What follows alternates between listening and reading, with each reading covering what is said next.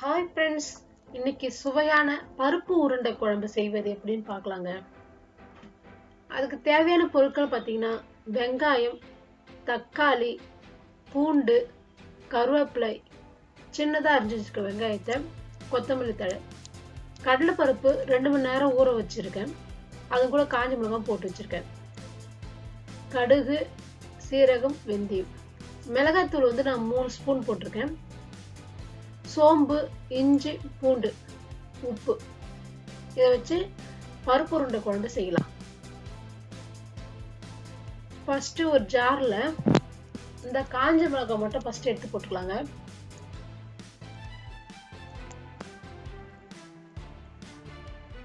அதுக்கு பிறகு நம்ம வச்சிருக்க சோம்பு, இஞ்சி, பூண்டு இதெல்லாம் சேர்த்துக்கலாம்.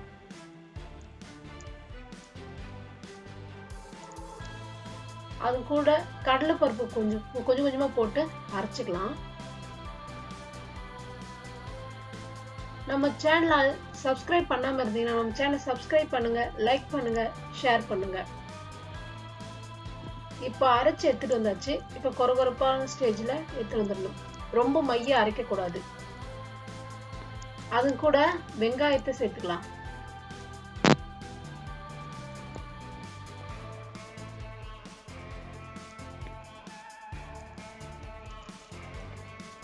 அதுக்கு பிறகு கொத்தமல்லி தழையை சேர்த்துக்கலாம்.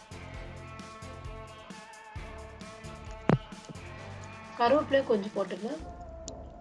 அதுக்கு தேவையான சால்ட் போட்டுக்கலாம்.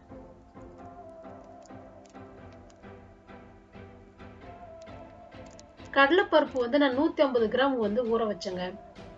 நான் ஃபர்ஸ்டே சொல்ல மறந்துட்டேன். இப்போ அதை எல்லாத்தையும் மிக்ஸ் பண்ணி சின்ன சின்ன பாலா பண்ணிக்கலாம்.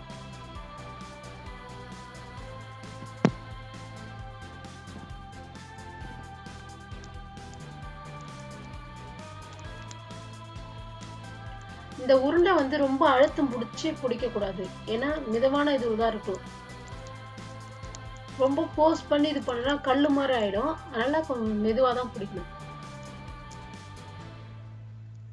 அதுக்கு பிறகு என்ன பண்ணலாம், கடாயில எண்ணெய் ஊத்திட்டு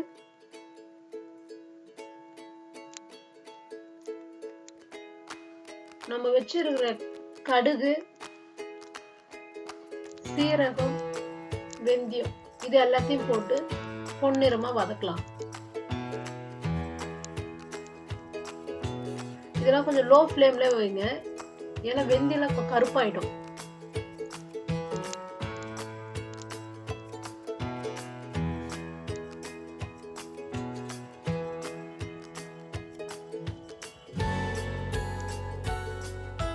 அதுக்கு பிறகு சின்ன வெங்காயத்தை போட்டுக்கலாம்.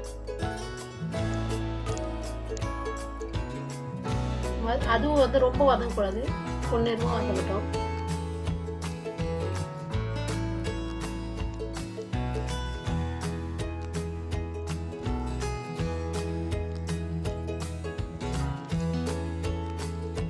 அதுக்கு பிறகு தக்காளி சேர்த்துக்கலாம். தக்காளி, பூண்டு, கருவேப்பிலை இந்த 3 சேர்த்து வதக்கலாம். இது கொஞ்சம் நல்லா வதங்கணுன்றதுக்காக கொஞ்சம் சால்ட் சேர்த்துக்கலாம்.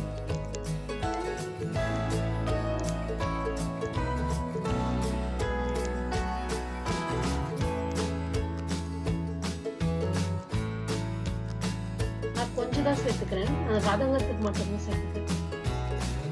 அதுக்கு போல புளி எலுமிச்சம்பழ அளவு எடுத்து கரைச்சி வச்சுக்கிறேன். அதை ஊற்றிக்கிறேன். அது கூட 3 ஸ்பூன் மிளகாத்தூள் எடுத்திருக்கேன். அதை போட்டுக்கிறேன். நம்ம வீட்டில் யூஸ் பண்ற குழம்பு மிளகாத்தூள் தான் யூஸ் பண்ணணும். அப்பதான் நல்லா இருக்கும் குழம்பு.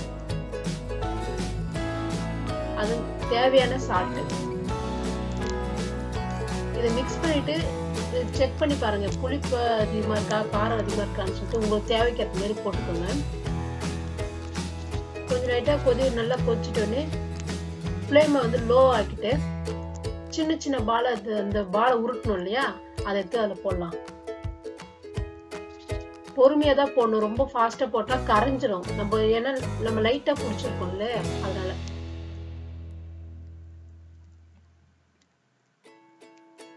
கண்டிப்பா லோ ஃப்ளேம்ல வச்சுதாங்க போடணும். ஹை ஃப்ளேம்ல இருந்தா பட்டுன்னு அடி பிடிச்சுக்கும், வேகாது.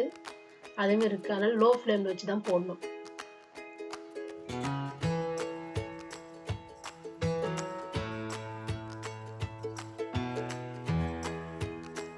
இது வந்து பட்டுன்னு திருப்ப கூடாதுங்க. பொறுமையா மெல்லமா திருப்பணும். கொஞ்சம் கொஞ்சமா தான். கரண்டி போட்டு ஒரு இழ தொலைவிட்டீங்கன்னா அந்த உருண்டெல்லாம் உடைஞ்சிரும். அவ்வளவுதாங்க, நல்லா கொதிச்சிருச்சு. கொத்தமல்லி தழை போட்டு தூவிடுங்க. சுவையான பருப்பு உருண்டை குழம்பு ரெடி. வாங்க சாப்பிடலாம். தேங்க்ஸ்.